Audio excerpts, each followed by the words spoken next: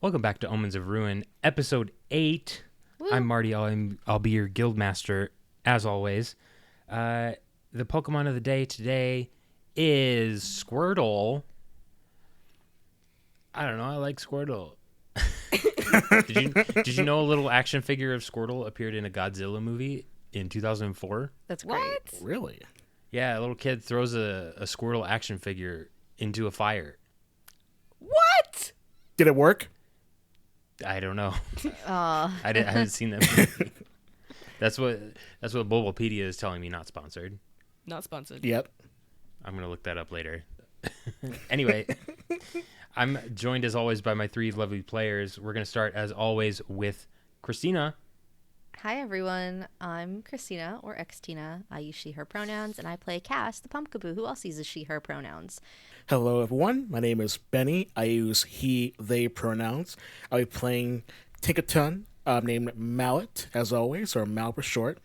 Today's fun fact has to do with a member of Mal's family that's been mentioned a couple of times. Her grandfather, who is actually a conqueror. Oh, love that. Hi, I'm Sam. I use they, them pronouns, and I'm playing our Charcadet who uses she, her pronouns. Man, what a start to the episode, huh? I know, right? We're all here. We're all gonna have a relaxing, nice session together, and nothing will go wrong. No, definitely not. No. Shall we start with a little recap? Last time on Omens of Ruin, Team Firecracker stared down a strange polyrath that was causing some severe flooding in the Glacier Riverlands area. After a hard-fought battle, you guys managed to subdue the polyrath, and your Squirtle friend Beryl helped calm the rivers with his mysterious friend. And with your mission accomplished, you guys got ready to head back to town. And that's kind of where we are now.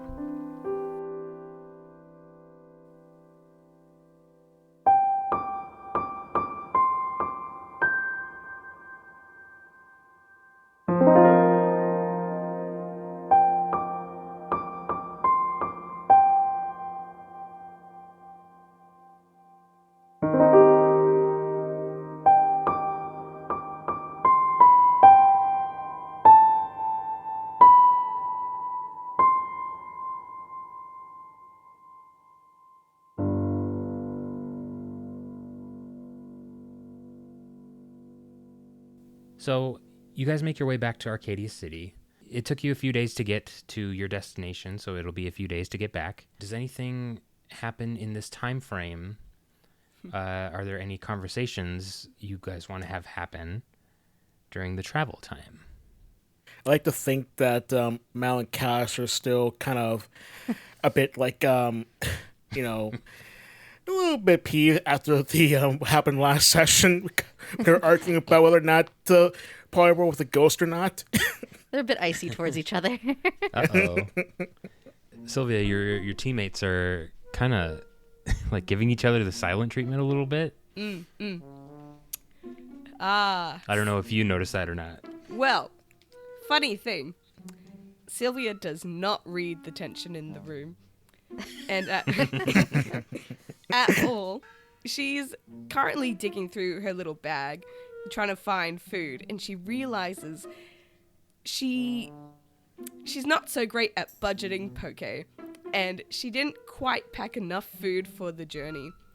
So while her friends are icing each other out, she casually strolls in like, "Hey guys, anyone have some spare rations they want to share with their good pal Silvia?"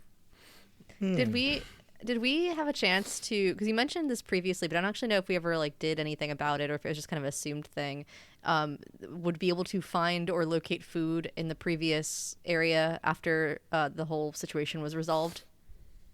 Oh, yeah. You know what? Make some survival checks. How about it? This is a game. We can roll dice about it. Yeah. Yeah. Oh, wait, what's my survival? Oh, Looks no. like 15 from my count. I got a rolled good a old 15! Let's You got a go. 15? Wow. Let's That's actually the sick insane. buff. I'm taking That's a great. photo. That's beautiful. BEA beautiful. Cass, did you roll your survival? Yeah, I got a 37 out of 45.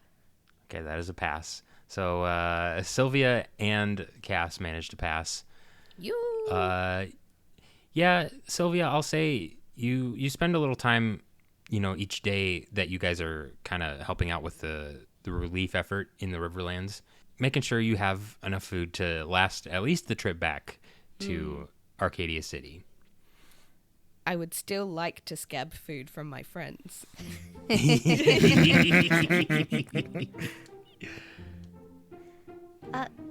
Yeah, I can share. I was gonna share first. Not if I do first. Oh, yeah? What is big food? We just big food. What? Big food. You have big food. What is big food? What do you want big for food big to be? food to be? That's up to you. Big cookie. It's a It's a big giant. cookie. It's a giant watermelon. giant one. Where would I put that? Who knows? Hammer space. Yeah. It's a cookie that's like, Pokemon physics. It's just a cookie that's like the size of our bodies. It's just a big old cookie. Big cookie.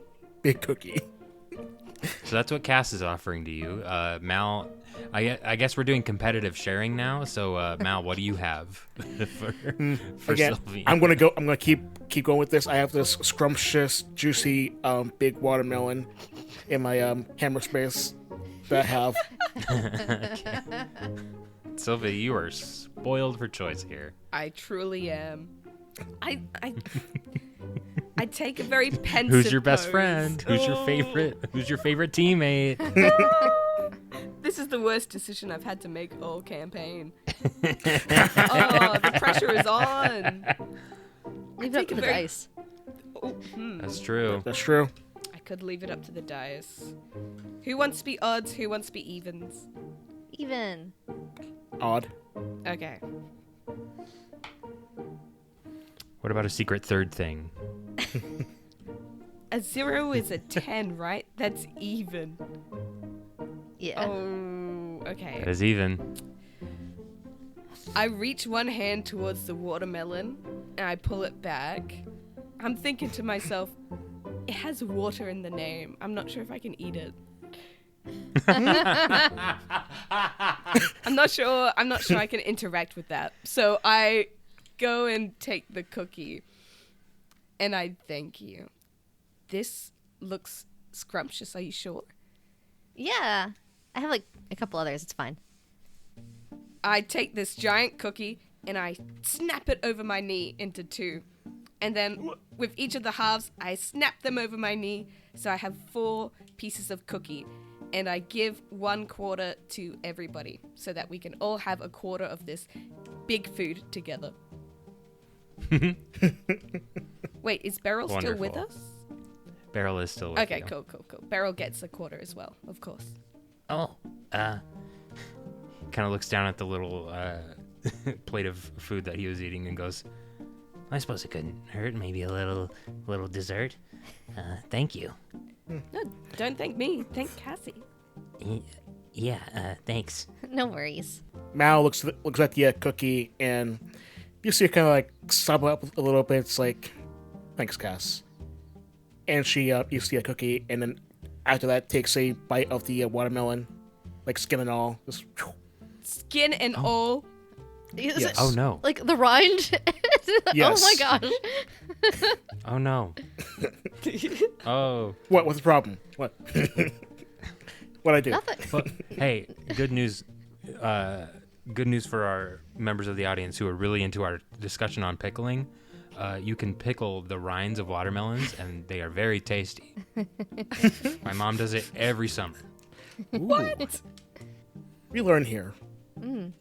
Yeah, this has been the pickling portion of the episode because we can't get away from that for some reason. But no, normally you don't eat those raw, but Mal, you do you. Mallet just built different. Mal is kind of built different. Mal is built different. So you guys make your way back to Arcadia City.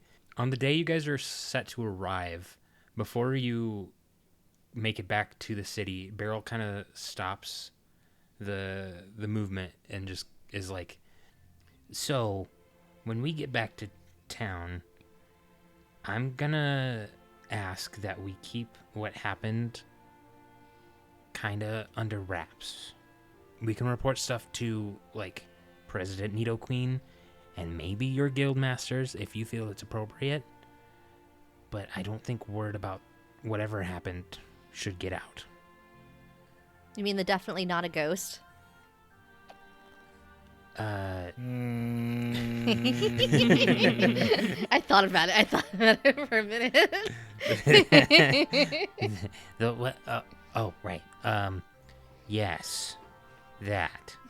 You guys have kind of brought this polyrath along with you guys because it'd be kind of silly to leave him there for him to, like, potentially wake up and go on another rampage. Of course.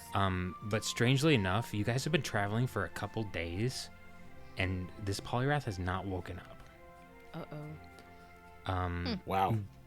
Beryl has done extensive checks on him, has, like, made doubly sure that he's not, like, dead, but this polyrath is just deep asleep. And he says, yeah, I'm gonna try to get him put somewhere where we can keep an eye on him. I'm gonna keep trying to see what we can do to wake him up, but if word of these particularly aggressive Pokemon, if there's more like him, I don't want to freak everybody out. I guess it makes sense. Don't you think the general public deserves to know? I think if this isn't just an isolated incident, if we come across it again, then we can probably widen the scope of who knows and who doesn't. But I don't want this getting blown out of proportion if it's not actually going to be a major problem. Everybody can make a perception check.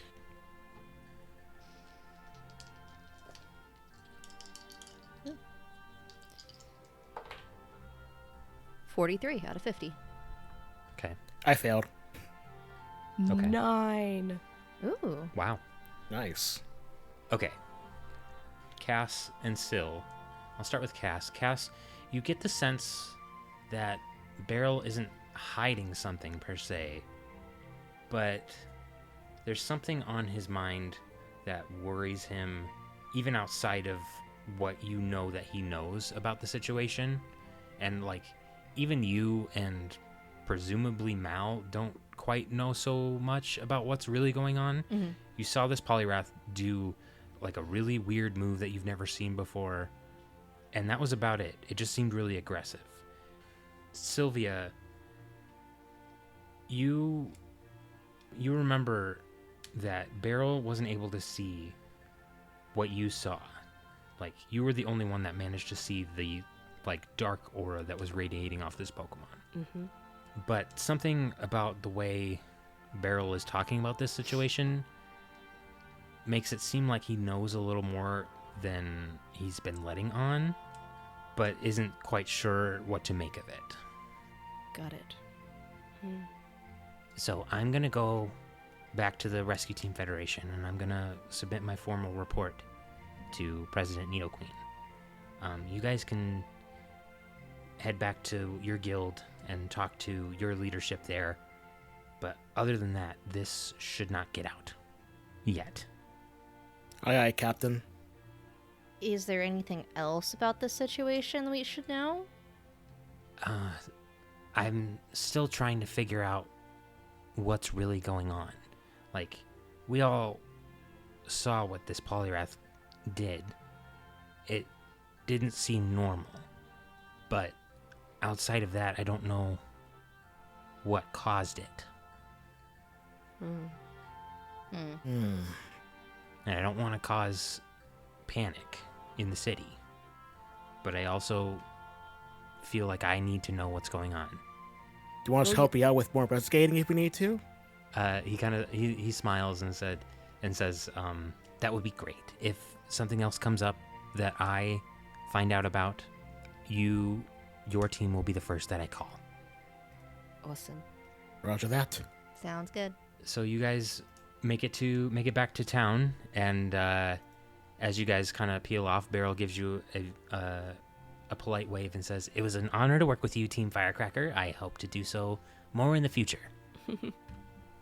Hear, hear. Agreed. Bye, Beryl. And you go your separate ways. And we re-enter Needle King's Guild. As always, when you walk in the front door, the main hall is empty today, except for Guildmaster Raichu, or Assistant Guildmaster Raichu, who sits at his desk, as he always does, and is busily writing away at something. You can't really see what. Right, we're back. Team Firecracker. Welcome back. I trust everything went well with the Rescue Team Federation? Mission accomplished. Fantastic. Well, if you have some spare time later, you can give your formal report to me and the Guildmaster.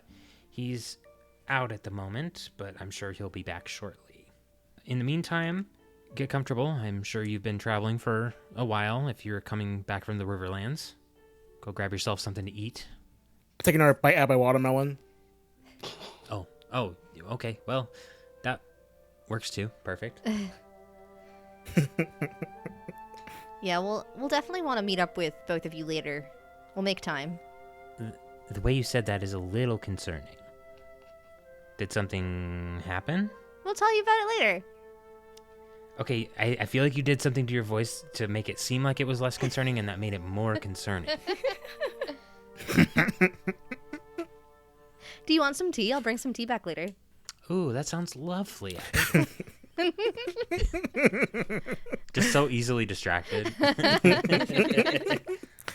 Okay, well, I gotta go work on tea stuff. Bye. All right. See you later. We'll move into a very short period of downtime. If any of you have anything you'd like to do before making your formal report to the Guildmaster, now would be a great time to do so. Cass, I believe you said you had some tea business to attend to? Yeah, I just assume that she's probably checking back up on the tea shop since she's been gone on this mission and wants to see how things are going since she's part owner. Oh, yeah. I did that. You head over to Tabasco's, where you see Toby, the Charmeleon, manning the counter, and the little bell on the door rings as you walk in, or float in, rather. And he goes, "Oh, hey, Cass, welcome back. It's been a few days. I was starting to get worried." Hi, Toby. No, I went out towards the Riverlands for a little bit with, Rescue Federation. Oh, okay. Big leagues, huh? Wow. I guess. It was something. How are things here? Oh, we're doing fine. Should I be concerned about the way that you said that? No, we're doing fine. Doubt. Like normal fine or like okay fine? We're trying to come up with a new, drink of the month, and we're coming up short. Bosco and I, we kind of are running low on creative juice these days. Oh, yeah, that happens. That's pretty normal, I think. If you have any miracle tea ideas, feel free to throw them our way. Miracle tea. I don't know about that one, but what season-ish is it right now? I think we've asked that before, but I can't remember what you said before. It's only been a few weeks since you started, and I think when we started the podcast, it was early spring, so it's middle spring. Okay. Well, we've got a lot of flowers in bloom, and most of them around here are edible. What if we did something that's like a fruit flower blossom tea? Those are usually pretty good, especially when they're iced around this time of the year. Maybe some vanilla with it? Sounds like it'd be refreshing. He kind of stares at you for a minute and goes, "What do you mean iced?" So you make the tea, but you leave it in ice like overnight to steep, and then you drink it that way while it's cold instead of making it hot. Just blank stare. And you suddenly have you remember, oh yeah, this is a fire type.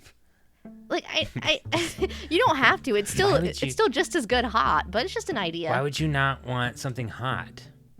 Some people aren't not all Pokemon are fire types. So some of them like things that aren't fire hot, but it is definitely an acquired taste if you're not used to it, since it's a different kind of temperature. Make a persuasion check.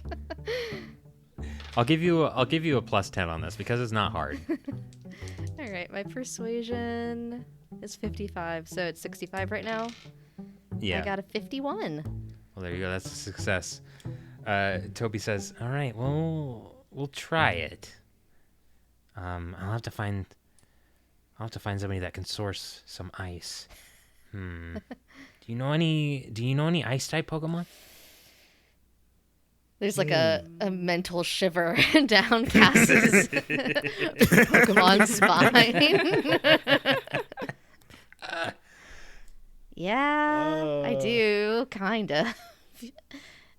She comes in here, or at least she used to. I don't know if you've seen her lately, but have you seen Vulpix around lately? Oh, yeah. I haven't seen her in a couple of days. Maybe it's been over a week now since I've seen her. Well, I mean, if you know her and you can convince her to help us with sourcing some ice for this iced tea that you're talking about, that would be awesome. I'll see what I can do. I haven't seen her lately either, so it may be a tough sell, but I know she's around the area. But if you see anyone else first, just let me know. Yeah, just wanted to check to see how things were doing since it's been a couple days. Obviously get a tea since I'm back in town, and then I've got more stuff I gotta go do, so I wasn't gonna stick around for too long. I'm glad you stopped by. Here's your usual. He hands you a steaming hot raspberry green tea. Thank you. Oh, can I get one for Raichu too? Oh, yeah, sure. We'll just put it on the... Yeah. Yeah. Thanks. Yeah. Stop by again soon. If you manage to find some ice for us, that... I'll see what I can do.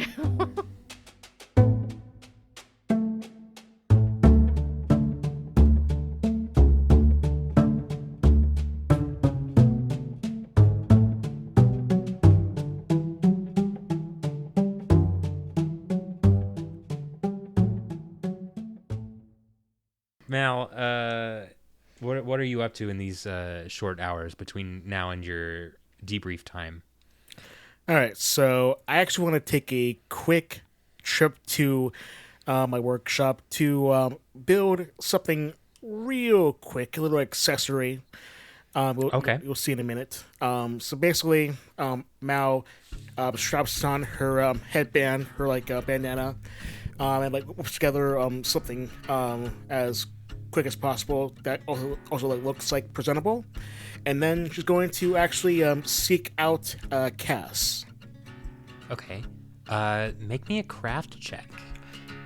Oh boy, oh boy, oh boy. Oop, that's a failure. Oh, you can decide how that looks when we get there, but yeah, you track down Cass, who is returning from the tea shop on the way back to the guild hall. While I'm approaching Cass, I have it's very obvious that I have something tucked behind my back, and when I finally confront her face to face, I pull out to reveal a very rough-looking yet, a handmade tea kettle. It has like a gradient of Pumpkaboo's main colors. Aw. I'm like, I don't do kitchenware very good, but I just want to make this anyway to say that I'm sorry about today's little spat. I think Cass was so deep in thought about how she's going to resolve this situation that she's been tasked to go find ice that it takes her a second to recognize you and that you've shown up in front of her. And so she's like, "Oh, Mal, hi. Oh, it's a tea kettle. Oh, it's really cute. You made this?" Yeah, but like I said, I don't do kitchenware very well, so it looks kind of rough. She moves one of the teas that she was holding over to the other side of her feather wispy things that she uses to hold things, and she examines the tea kettle with a couple of her other feather wispy things, and she's kind of turning it over. She's like, "I really like it. Thank you." Yeah, no problem. I'm not the kind of person who holds grudges for that long, so I figured I want to make up. It's okay. Tension was high, and maybe I could have been a little bit less direct with my thoughts too. It happens. Yeah, it happens. We're Forget? Yeah. I just give you a big hug. Oh, Yeah. She kind of awkwardly hugs back because she's trying not to spill hot tea on you, and also is holding this tea kettle, but she returns a hug. Were you heading back to the guild hall now? Yeah, pretty much. Okay, we can head back together. I was going in that direction too. I don't want the tea to get too cold. Okie doke. Let's go. And as we kind of play with time a little funky here, Silvia, what have you been doing during this time? I like to imagine, the three of us were standing in front of Assistant Guildmaster Raichu, and the other two went off, and I just kind of looked around and so, Raichu. Actually, just the mon I wanted to see, actually. I've got a couple of questions. Oh, well, I can try to answer them for you if you need. You're pretty smart, right? You know a lot of things. I know a few things here and there. I mean, there are definitely smarter Pokemon out there than myself.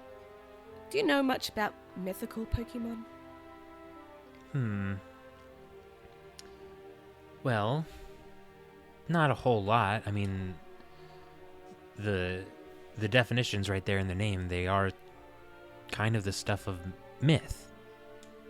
A lot of historical accounts of encounters with these Pokemon are up for debate as to their credibility. I mean, it's no secret that, there are forces in this world that operate in a manner that are consistent with these kinds of Pokemon, but not many people have encountered them face to face. Of course. So, would you know much about the mythical Pokemon Keldeo? Keldeo. That Pokemon, that name. Come with me. And Raichu leads you to the guild library, where in a recent bit of downtime you spent most of your time here looking up a lot of information. And he pulls out a book next to kind of the area where you were studying previously. And he sets it on one of the tables and kind of opens it up, and it's a storybook. Because that name is mentioned in this novel about a group of Pokemon known as the Swords of Justice. Keldeo was a young apprentice of these three powerful Pokemon.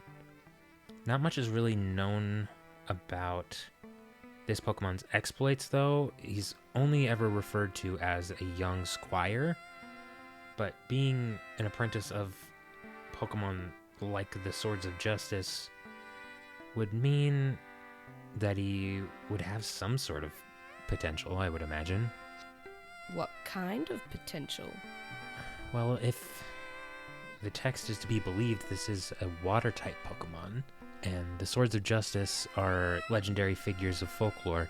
They went on many missions, and they did many great deeds across the entire world. If this Pokemon was to live up to their legacy, I can only imagine what he'd be capable of these days. Ooh. Why the sudden interest?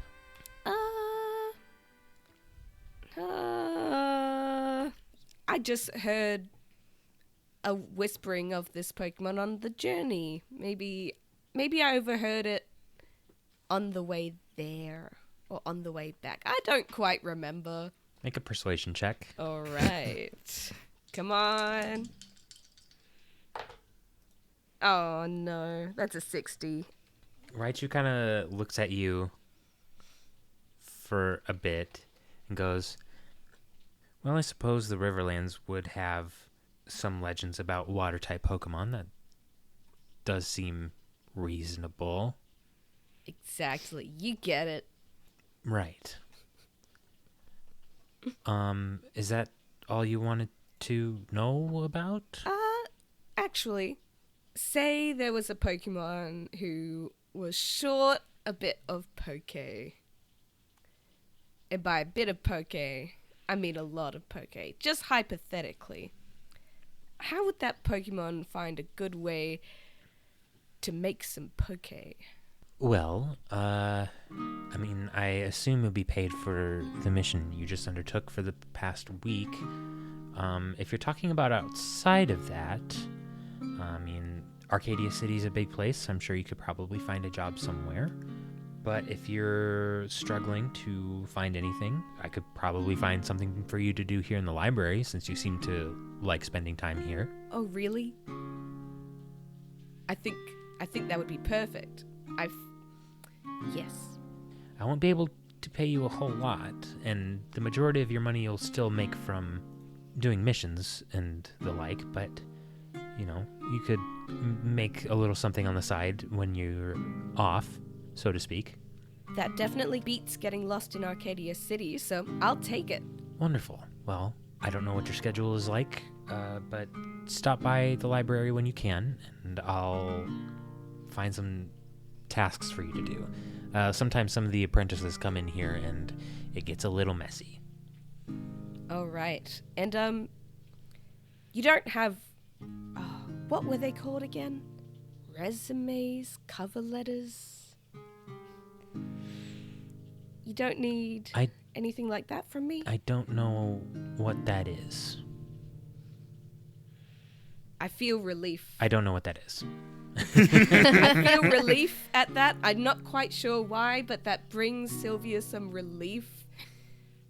Even though she can't quite remember exactly what they were, but she lets out a breath she didn't know she was holding. I mean, you're already an apprentice here. If you needed extra work, all you needed to do was say so. Oh, well, yeah. I'm still learning how these things work. Understandable.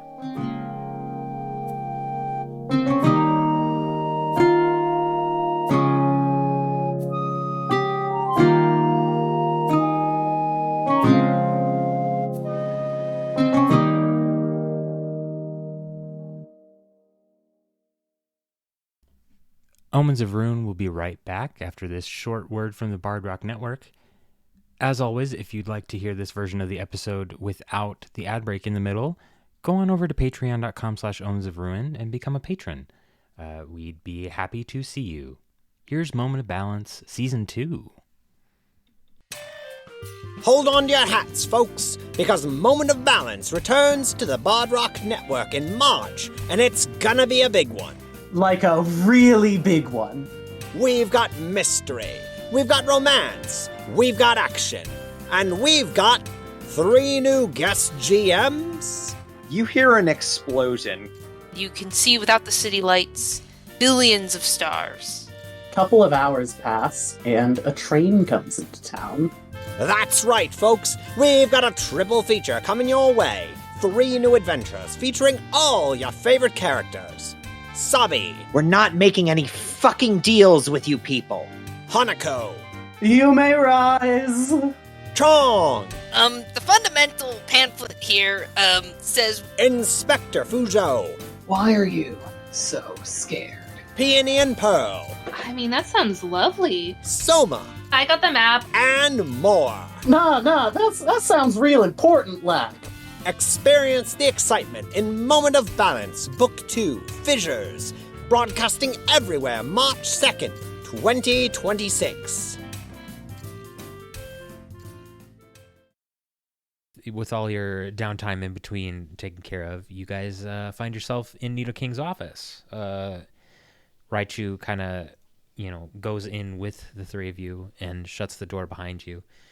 And Nidoking spins around in his chair and goes, "Hey, how's it going, Team Firecracker?" Good. Get your door fixed again? Yeah. We'll see how long it lasts. But That's good. That's good. I hand Raichu the tea. oh, thank you so You're much. welcome. Just immediate need energy. I eye the Mood. tea with envy. Ooh, it looks so good. Nidoking goes just kind of moves on while the tea is being handed off and goes, "So, you're back from the Riverlands. How did it go? I assume working with the Federation was a smooth experience?" Smooth as butter. We're calling the situation smooth? I silently shake my head at Mal. What? I mean, working with Beryl and the rest of the Federation, that was smooth for sure. The situation technically overall. correct. Yeah, no, I'm with you, but the whole situation maybe not. Was there some sort of incident? Yeah. Raichu behind you is just looking at the ground and shaking his head like I knew something was up when when they walked in the door. I should have known something was up. I cut in and say, let's just say there is a bit more water than usual that we had to deal with apparently, but we all took care of it though. A bit more water than usual. Yeah. Could I ask you to elaborate on that? You know how water flows and there's just more of it? Oh my god. Make a persuasion check, and I'm gonna ask for a penalty on this. I think this is minus 15. This is your guildmaster, and you were supposed to be giving a report. I would have failed anyway.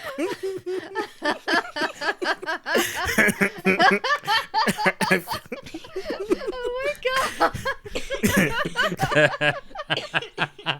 You're killing me.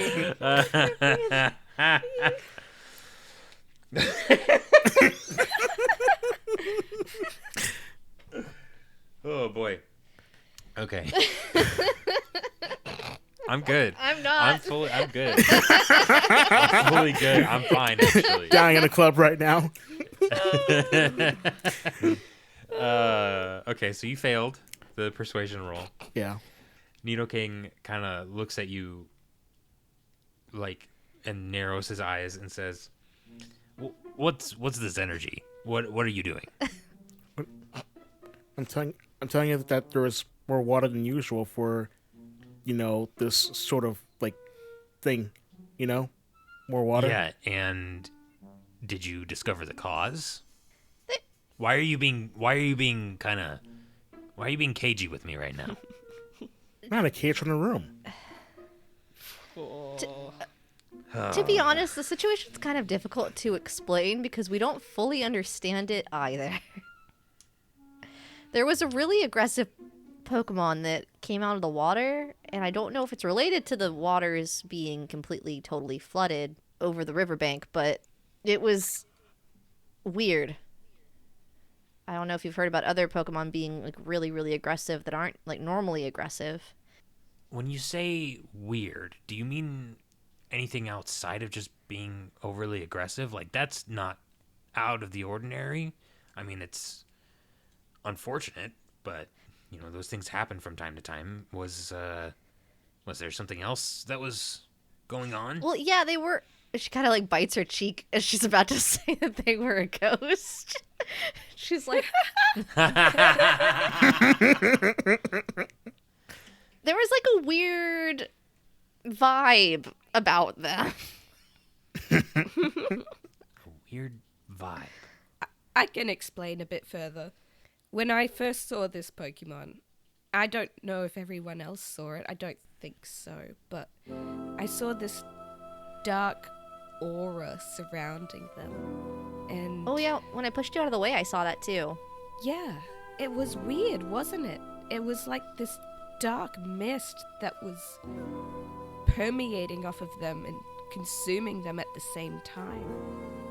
I'm gonna roll something here. I think Mal saw it when grappling. You guys all would have seen something similar. Yeah, just not as intensely. When they used when that Poliwrath used that shadow move specifically. But other than that, like, Silvia could see it just kind of passively. Nidoking kind of looks at the three of you for a minute and goes, okay. And that's all the information you have at the moment? Do you promise not to judge me? Why would I have any reason to do so? Based on what little I know about you, you've done good work here so far. Thank you. What's going on here? I heard a voice when I saw this Pokemon in my head. I know it sounds weird. Just stay with me here. But the voice was talking to me, and it told me that this Poliwrath, it didn't want to be violent. It wasn't born that way. It was forced to be that way. I see. Nidoking kind of looks up at Raichu, and the two of them kind of exchange like a whole conversation with just looks. And Raichu kind of dismisses himself quickly and thanks Cass for the tea. And Nidoking says, we're going to look into that. You know, as far as hearing voices or whatever, like, I mean, psychic-type Pokemon are all over the place. And, you know, there's any number of Pokemon out there that are telepathic. I wouldn't think any less of you for assuming that you're hearing voices. If you can maybe... We'll look into this. This is concerning. Yeah. We haven't had any other reports of anything like this. Make some perception checks. Everyone? Everybody. I'm gonna impose a penalty on this. This will be minus 30. Ooh.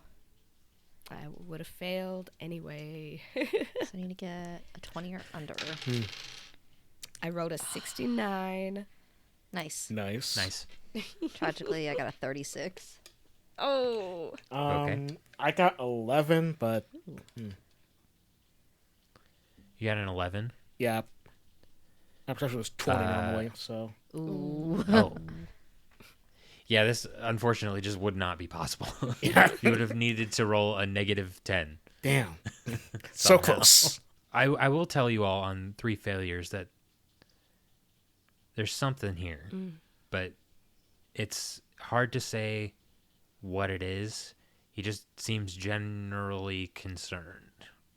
He kind of stares off into space for a few seconds before remembering that the three of you are in the room and says, oh, right, the manner of reward.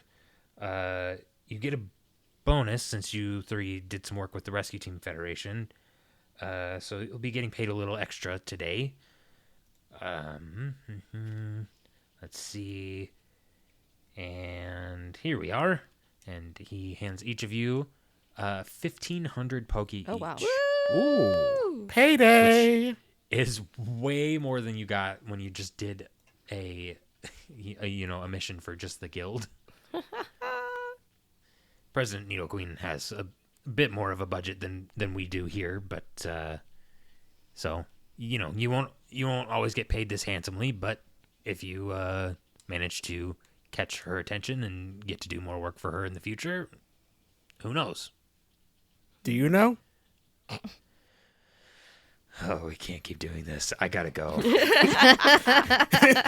It's your office, though. Where are you going to go? He jumps out the window.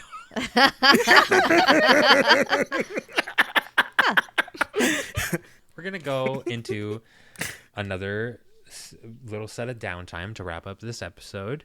You guys have another couple weeks in town before the next mission arises. Is there anything you would like to do with a period of extended downtime? I think Cass, as much as she does not want to, is keeping an eye out for Vulpix and or preferably any other ice-type Pokemon that might be in the town. You can make a perception check. Since you are looking for ice-type Pokemon, which are exceedingly rare on this continent, or at least in this part of the continent, the penalty on this will be -20. Is it perception? I was actually going to stalk Team Frozen Heart myself.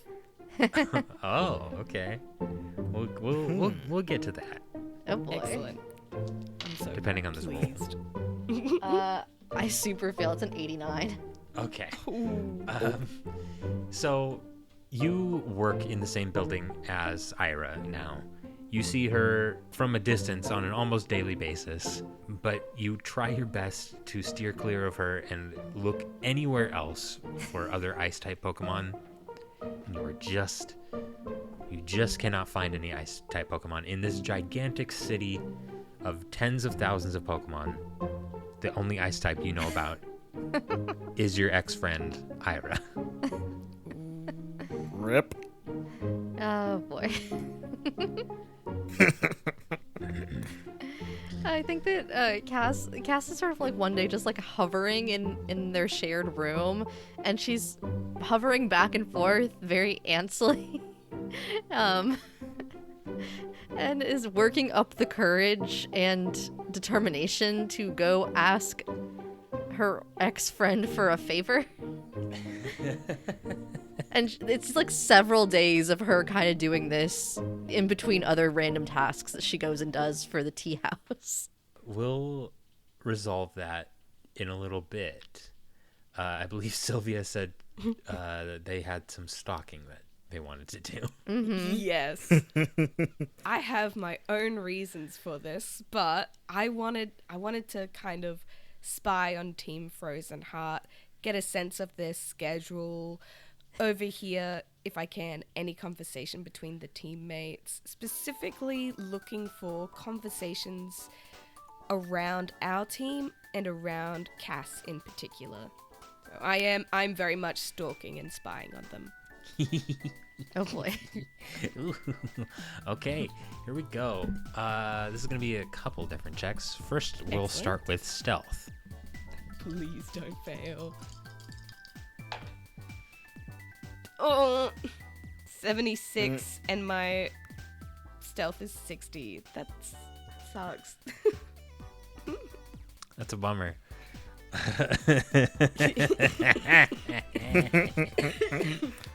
Oh no. Silvia, you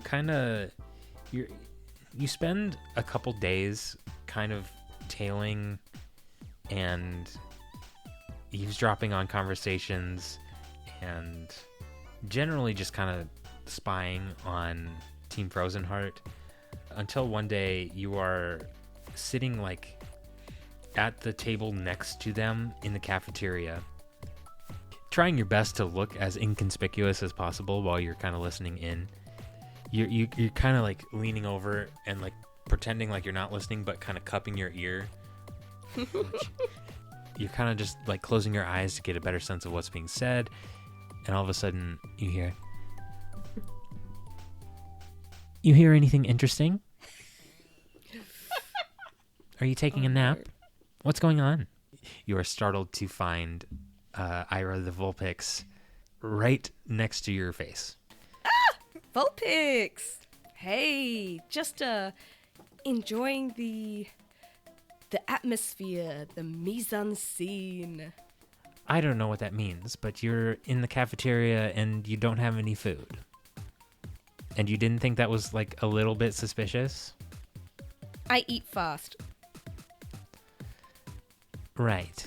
Can we help you with something? I don't know what you've been trying to do the past couple days, but it's clear you're following us. Are you trying to ditch your other friends and join a real team? Wow.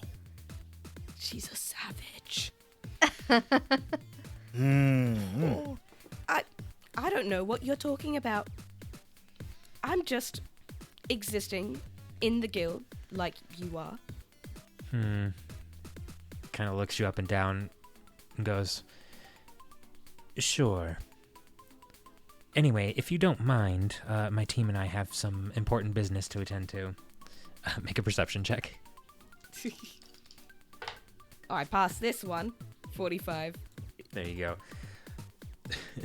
Ira kind of like makes a show of like going, "Come on, team," and like flips her hair or whatever and like walks out of the cafeteria, and the other two kind of look at each other like, "What?" And just kind of generally confused and just kind of slowly follow out. You get the sense that she just made something up on the spot to get out of the conversation. Wow. I am deeply hurt and offended. Yeah. Yeah, I guess that's how that goes. Amazing. Thank you, boss. Is there anything else you want to do other than spy on another team? During this period of downtime, you do a couple shifts at the library, and you make an extra 100 pokey. Yes. Yeah. No, I'm good. Perfect. Mal, what would you like to do with your downtime here? Honestly, Mal's just kind of pooped, so she's just gonna just lounge around and take a nap. Fair enough. You get a little R&R in, and you're just kind of chilling. After a couple of days of that, I think you get a knock at the door of your team's little room. Eep. Who's there? Huh? It is truly. I didn't set a time of day for this yet. It's the middle of the afternoon. Oh. I mean, I just imagine that Cass has been in this room while Mal is sleeping, but pacing back and forth across the room the whole time. Oh no. Oh no. But yes, you're kind of lounging around in your guys' room, and you get a knock on the door. Who's knocking? Who's there? Who could it be? You won't Cat- know unless you answer the door. Cass went to go hide under the covers, and she's kind of like peeking out. She's like, "I'm not answering that. You could get it." Am I also there? You can be if you want. I'd like to be on my little straw pile, or whatever we call a bed, flicking through a picture book. I got it before. I'm not getting it again. All right, I'll get it. Mal goes up and answers the door, and Heatmore from the Guild Forge is there. He's like, hey, glad I caught you. You doing anything right now? Not really. What's up? Well, Carmine kind of had a bit of a problem and had to take the day off, so I'm short a set of hands back in the Guild Forge. Would you be interested in helping out? Would I? I don't know. Would you? Would I? I just need a yes or no. Yes, I would. Thank you. Perfect. Let's get moving then. Okie doke. And Heatmore takes you back to the Guild Forge. You will be taking the place of Carmine the Carcoal, so you're just an extra set of hands for that day. And I will let you. It'll be a craft roll, and you can either, based on how much you succeed or fail here, you can either earn a little bit of money, or you can start gaining a proficiency in some kind of crafting tool. All right. Let's craft. Oh, God. It's 80. 80. Okay. Durant and Heatmore will both help you out here. They're not going to just, like, throw you in the fire, so to speak, literally and figuratively. So they will give you the help, and you can roll again with a +10. All right, so including the +10, I got a 35. That is a success. This day is very hectic for you all of a sudden after having a couple days just like of rest and relaxation. You get immediately to work in the Guild Forge. Heatmore and Durant are both like kind of going at each other like an old married couple. And you're kind of just like, I'm here too. And I will let you decide. You can either gain 100 Poke, or you can take you can start taking a proficiency in Smith's tools. I'll take the Smith's tools. Perfect. We'll do another scene later on, so you'll be halfway to Smith's tools proficiency here. This will help you make weapons in the future, should you so desire, which is a service that the Guild Forge has offered to you in the past as well. All right, awesome. So yeah, you spend the day working with these two Pokemon, and the longer you're there, the more this is something that you kind of do in your spare time in your workshop, not on this kind of scale, and definitely not with the resources of like an exploration guild behind you. So, learning some of the more particular tools is a bit of a learning curve, but you slowly kind of fall into a niche the longer you are there as the day goes on. And at the end of the day, Heatmore and Durant both thank you for your time and go, if you want to come back another time, if Carmine's out again, just stop by. You look like you made a lot of progress today.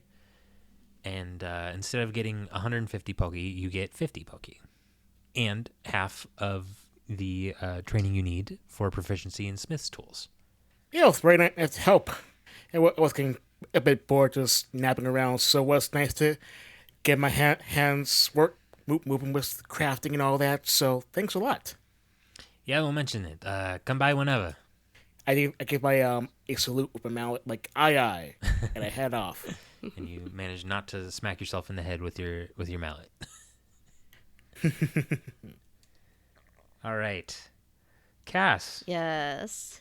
How goes the search for an Ice-type Pokemon? It's not going. Ira is the only option.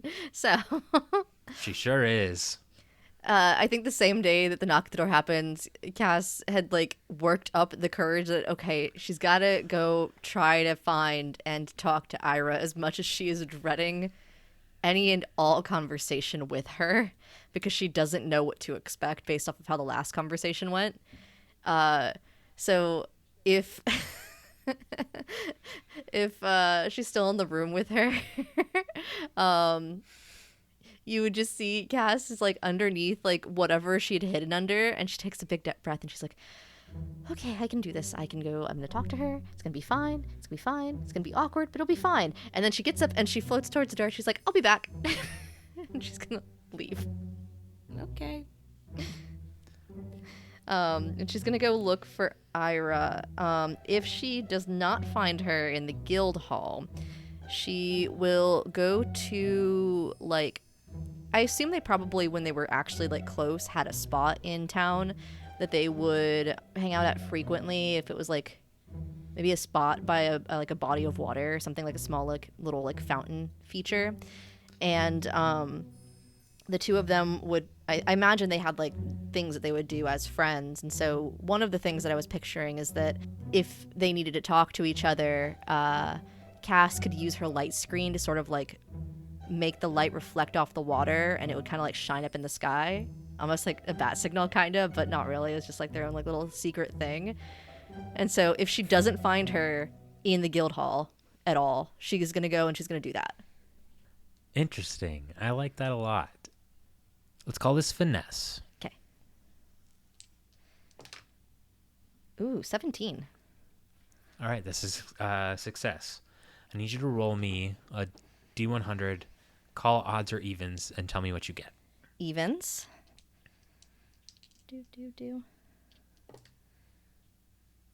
I got a 57. That's odd. Mm-hmm. Okay. You managed to work your light screen in just such a way to recreate the signal you used to make when you needed to talk to your friend. A long time goes by, and she doesn't show up. Once it gets to the point where you're like, okay, she's actually just not coming. Instead, Hapini shows up, one of Ira's teammates from Team Frozenheart. And she doesn't make herself, she doesn't announce herself at first, and is kind of just looking at you a little warily. But she's there, and she's kind of checking it out. I think Cass has, while she's been waiting, started off at a regular floating height, and she's slowly been sinking towards the ground. So she's just on the ground, a little bit deflated at this point, since a lot of her courage she had built up to this moment is kind of gone. And so when she eventually will notice Hapini is there and be like, oh, hiya. Hi, what's up? Hi. You're Cass from Team Firecracker, right? Yeah. You're the Hapini that's on Team Frozenheart also, aren't you? Yeah. That's me. I wanted to actually it's gonna sound stupid. I saw your little light screen thing, and I just wanted to come talk to you, actually. Oh? Okay. What? Well, you seem to know my team leader from before, so I just wanted to see if you had any advice on how to deal with her's not the right word, but maybe it is. I don't know. She's a bit hard of an exterior to get through, but she can be a good friend. Yeah. You know, she actually she saw what you did too. She kind of told me a little bit about it. So I knew you were here, but she said that she wasn't planning on stopping by, so I thought maybe this would be a good opportunity to reach out. Yeah. Can't say I'm necessarily surprised that she didn't want to. I was more hopeful than anything. But you asked a question, so yeah, she used to like going and doing activities together. We would get tea a lot and go on picnics. She seems like the kind of Pokemon that doesn't like to go outside and be out in nature, but you'd be surprised. just how much adventuring she really likes to do. She's always wanted to be someone who's out adventuring.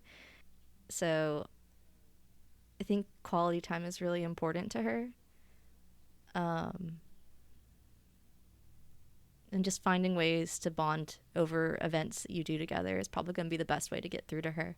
Hapini kind of looks at you and is just kind of like, oh, okay, that makes sense. Yeah, you know, it's funny. She does have that kind of, you know, hard exterior, but I don't know. When she saw what when she saw your light screen, I could see it melt for just a moment. I don't know what happened between the two of you, but I think she's not ready to talk yet, but I think she will be. Don't give up, okay? Yeah. No, I know how she is. Thank you. Has she ever done anything like this to you before? Has she ever done anything like this to me before? I mean, if you don't mind me asking, I guess maybe I'm just being nosy, but what exactly happened between the two of you? Nothing like this has ever really happened between us before. Smaller situations, kinda. Mostly misunderstandings. I know... I used to know her. Maybe I don't know her as well as I thought I did, but I know that she doesn't take kindly to her business getting shared. So, I'll just say that I think it's just another misunderstanding, or at least I really, really hope it is. Okay. Well, she might not be ready to talk yet, but if you want somebody to talk to that maybe understands what you're going through, let me know. I'm just across the hallway, after all. Yeah. I appreciate that. If, and same goes for you. If you can't find me at the guild hall, I'm probably at the tea shop. I apparently became part owner there. It's kind of wild. Oh, really? Yeah. Wow. You know, things have been different there the last couple of days. They seem like they're doing a little better. I'll definitely stop by. Let me know, and I'll go grab something.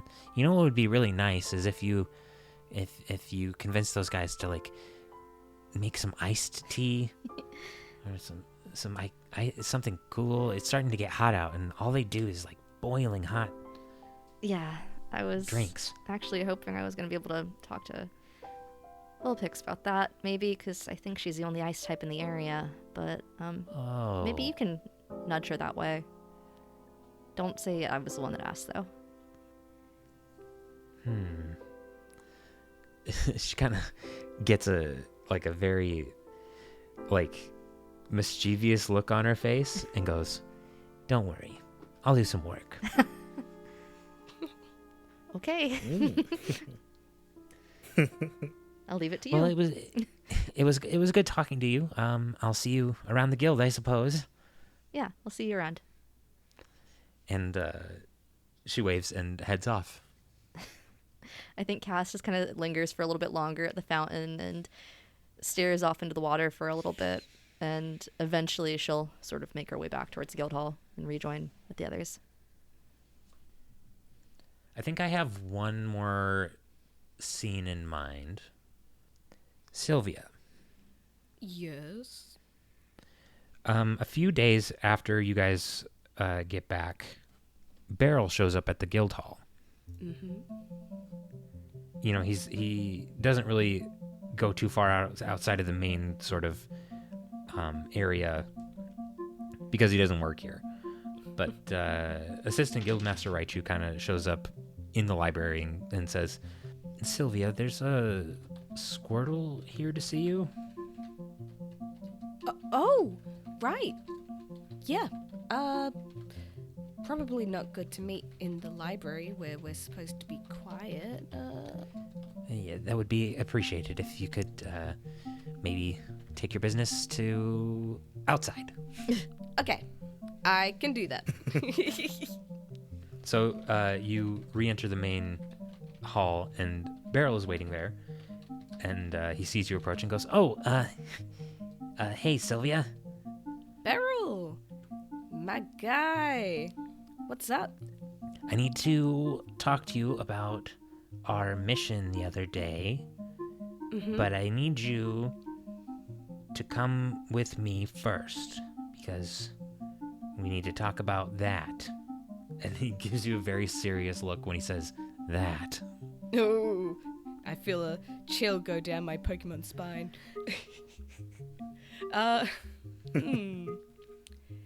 That. Got it. Let's. You can bring the rest of your team if you want. Maybe it's good that they know as well what's going on. Okay, yeah. I'll just have to round them up. They tend to disappear from my sight pretty quickly. Give me 5 to 50 minutes. Actually, you know what? Make a perception check. Penalty of 20. Oh. Come on, dice. Don't fail me now. 85! That's so garbage. Okay. Oh my god. Then we will say that this is on a day when all three of you are working in your separate areas. Mal is helping out at the forge, Cass is helping over at Tabasco's, and you are in the library. So the other two members of your team are unfortunately booked for the day. Oh. Actually, I don't think I can bring the others. Is it okay if I just relay the information to them later? Yeah, that's probably fine. I don't know how time sensitive this is going to be, so we should get going. Got it. All right.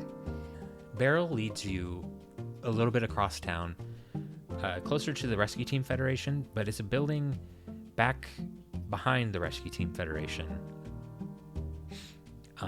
This building you haven't been in yet.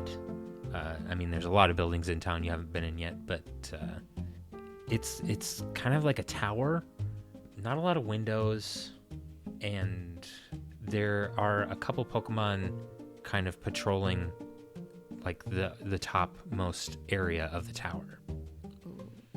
At the door of this tower stands Phalanx, the captain of the town guard, who you met a couple weeks ago. Ah, welcome, citizen. Are you here to turn yourself in for crimes? I look at Beryl. I'm like, what did I do? I'm so sorry.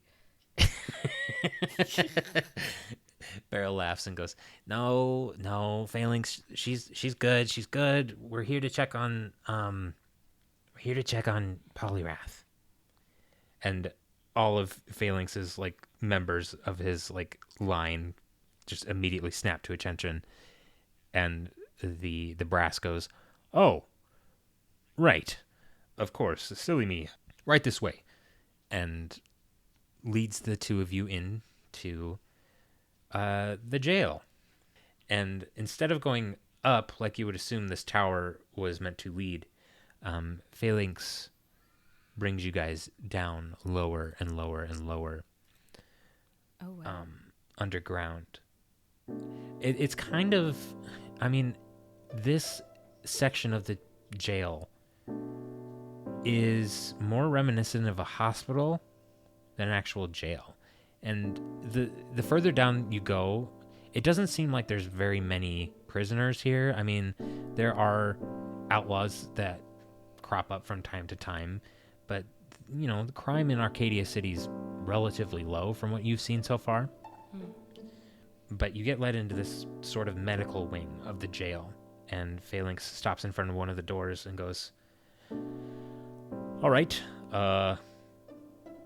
this is where I'm supposed to lead you, and I've done it, so now I must return to my post. Farewell," and marches off. And Beryl says, "Okay, I've been checking on our friend here pretty much every day since we got back to town, and he still has not woken up." He still has not woken up. Oh. I also called in a favor from Keldeo. Oh. And I saw something that I don't think I saw when we fought before. Do you know of something else that's going on with this Pokemon? Well, when we fought it, I saw this purple haze, this mist that was surrounding it, but I don't know what it means. I just know that it doesn't want to be violent, didn't want to be like this. That's what the voice in my head told me, the voice. Right, yeah. Keldeo said some pretty similar stuff, and now that it's been pointed out to me, I can see this too. Oh, I'm not hallucinating. Awesome. But he also told me that I should talk to your team again, and specifically you. That you might have some answers as to what's going on here, or how to help. So what I'm going to do is I'm going to let you in here. Mm-hmm. This Pokemon hasn't woken up in over a week, so you'll be safe. Okay. But I'll be in with you. I'll protect you as I need to, but if you can just help me figure out what's going on here, we might be able to help him. Okay. We can do this. We've got this. We can do this. So Beryl opens the door, and the two of you make your way in. Poliwrath is kind of plopped onto a bed. He's a very wide sort of Pokemon, so it's kind of, the bed, he kind of doesn't lay in it quite perfectly, but it's kind of a slapdash job. Make a perception check, and I'll give you +10. +10, okay. Come on. Oh my goodness. I get 2 good rolls at the start, and I'm punished the rest of the session. Oh. Oh my I rolled gosh. 73. You look at this Pokemon. That aura of darkness is still permeating its entire body. And once again, that little voice in your head starts to speak, but the connection is unstable. It's only speaking in like half sentences, and just keeps like you keep straining to try to hear, and it just becomes more garbled, and it just says, to this Pokemon's heart,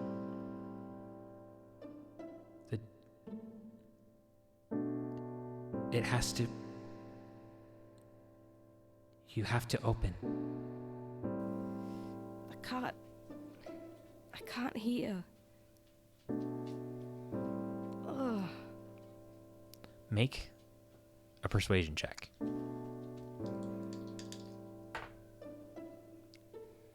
72. What? As the voice keeps speaking to you, and you kind of say, whether out loud or in your head, I can't hear.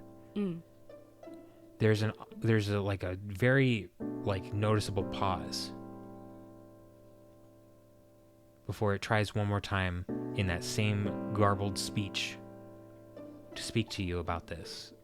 and then gives up. Oh.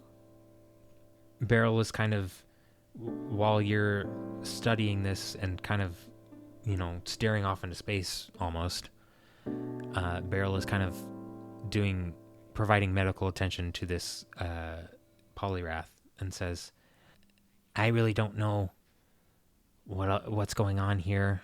I guess it would be silly to assume that you had all the answers too, but Keldeo was sure that maybe bringing you back to see this Pokemon again would maybe jog some sort of memory, or I'm really not sure. Are you getting anything?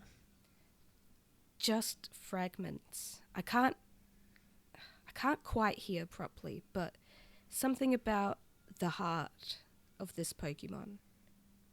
Something needs to open, something to do with the heart. That's all I've got. Well, but you heard something again when this came up, right? Yes, I did, definitely. Well, give it some time. I don't think this Pokemon is going anywhere. So, if you can get any more information, if you can work on this connection, maybe we can find a way to help him. I'd like that, yeah. Beryl? Yeah? When you spoke about this with us before, the way that you were speaking about it, you made it sound like it was a really bad omen. I've heard about something else being called a bad omen in a very similar way. The appearance of a thing called a human. The way that you spoke about this, it sounded a lot like the way that was spoken about. And... what's a human? You don't know what those are? No, I'm sorry. I'm still pretty new to, is that a different kind of Pokemon? I really only know, a lot of water-type Pokemon that live in the ocean. No, don't worry about it. That's good, actually. No, you're fine. But you're right. I've been talking to Keldeo about this, and he is very nervous. He doesn't know what it means either. And he went off to try to find his masters, who may know more. Oh, the swords? Oh, you know about them. I did a little reading. I've picked up a gig at the library, and I thought I'd learn a thing or two. Well, that's exactly right. Cobalion, Virizion, and Terrakion. So they're real? Yeah, I guess so. But yeah, he has gone off to find them and see if they know more. But in the meantime, he said to check up with you and your team. It's okay that we don't have all the answers right away. For all we know, this could be a one-off thing, and we can help this Polyrath and send him on his way, and everything will be fine. Yeah.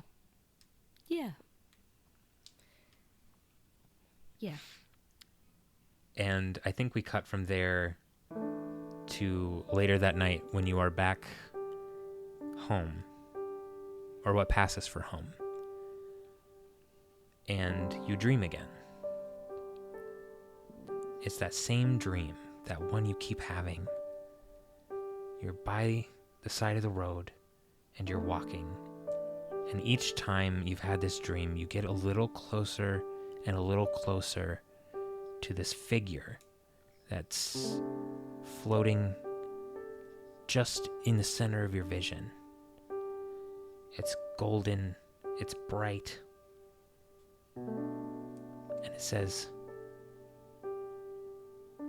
"If you could wish for one thing,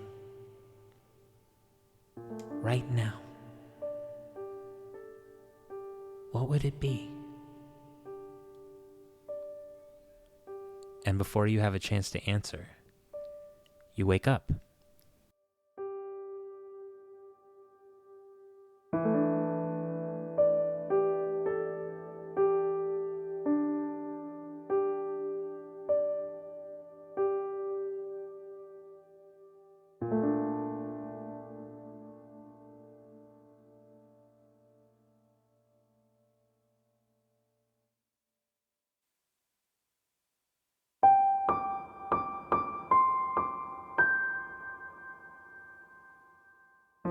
Thanks for listening to Omens of Ruin.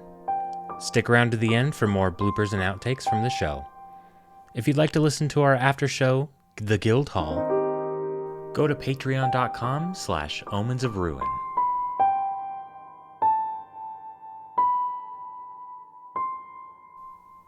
We'll see you in the next adventure.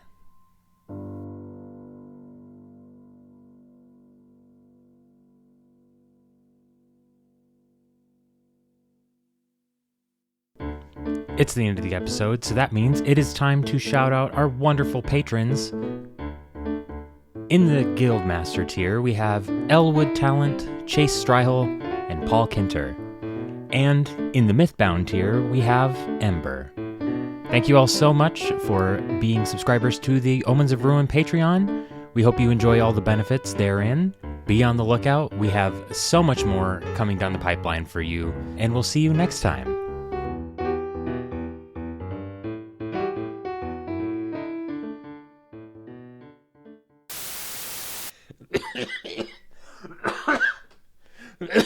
Sorry, I'm dying because of what Benny sent.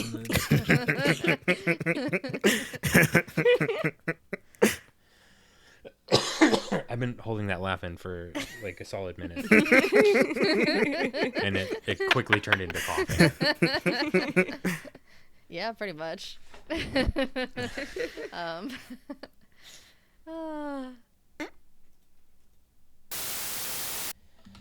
I forgot to get out my dice. Give me a moment. I forgot that I get to actually play the game sometimes too. Sometimes. Yeah, you get to roll too. Is there anything else you want to do other than spy on another team? You make it sound like I've got no goals or aspirations in life, but you'd probably be right.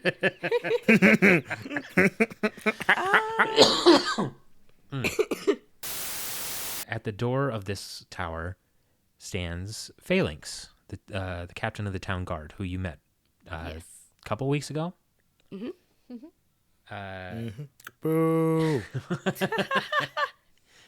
Unfortunately, ACAB does include Phalanx. Unfortunately.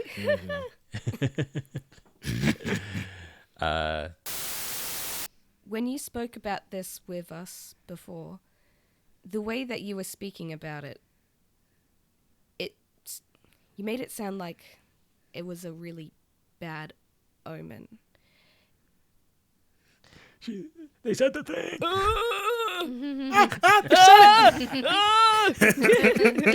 Get the camera. Okay. Cut the cameras. We're done. Cut it. Go to the title screen. I'm so sorry. Continue.